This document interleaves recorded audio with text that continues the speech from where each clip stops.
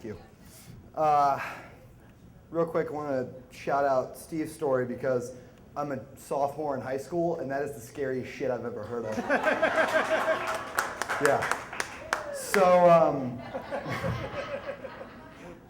I'm gonna preface this story with saying, when you're a kid, even when you're an adult, but especially when you're a kid, confrontation is one of the worst things ever. In that when you see two adults fighting, that sticks with you for a very long time. And I'm kind of a teddy bear, if you haven't guessed. Yeah, the whole awkward height thing, that came in for me too, so shout out. But one thing that I learned from this fear, I learned from my grandmother.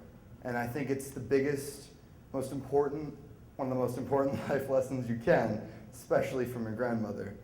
And that's how to swear like a damn sailor. So when I was in 3rd grade, my dad, he currently works at Martin Library in York, and his truck was in the shop. So my grandmother agreed to pick him up after she picked me up from school. So it's raining out pretty bad, gray, cloudy. It's just coming down. I'm in the back seat. I'm about 8 years old, reading my Goosebumps book, ironically enough. Yeah, that stuff didn't scare me as much as this did. So we get to the library and we pull up to the front entrance where there's a drop-off bin. And you're not allowed to park in this drop-off bin area just because of code and regulations. So I call my dad from my grandmother. I'm like, hey, we're here. He's like, all right, I'll be out in like 5 minutes. So we're in the rain. 4 ways are on. In illegal parking. And this lady comes up, 2 actually, and she taps on the window. My grandmother's like, yeah. It's like, you're not allowed to be here. Like, it's this, like a drop-off zone. And she's like, oh, we're just waiting for somebody. We're just going to be another minute, and then we'll be out. Very respectful, my grandmother is a very respectful woman, and respectful. And the lady goes, well, you're not allowed to be here.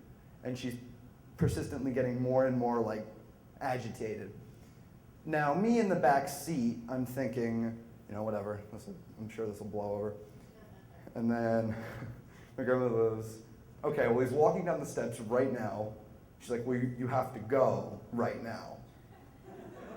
So this just keeps building and building, and meanwhile, I'm reading Night of the Living Dummy, getting up my fear for, marionette stuff, which is another slam. But they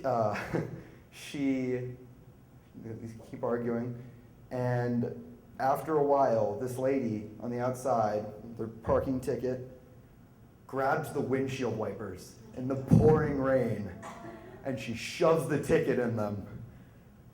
And I'm not sure if you guys have ever heard your grandmother swear,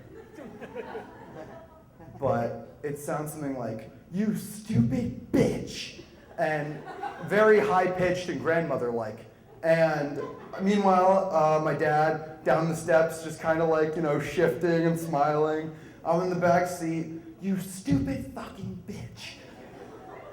So the lady finally walks away after my grandmother has hurled more insults at her than like a pirate. And my grandmother opens up the door, she grabs the ticket that's like wet on the ground in the pouring rain with her windshield wipers like at an angle, frozen. My dad gets in the car and we drive off, and then I'm just frozen. I'm like, oh my God. I was just in fear of this woman who was getting progressively angrier, taking a swing at my grandmother. But I was also excited because I would get to see my grandmother beat the shit out of someone. So after that all passed, about probably the next week, we heard this story a few more times from, my grandma's perspective of it, which obviously wasn't in, high regard to this traffic parking meter lady. And she's like, yeah, she broke my windshield wipers that I just got replaced. It was raining out and I hate everything. And then she's like, but I called the city. I was like, look, I was very respectful to this woman at first, and then she kept pushing me. And I was sitting outside, my grandson in the back seat.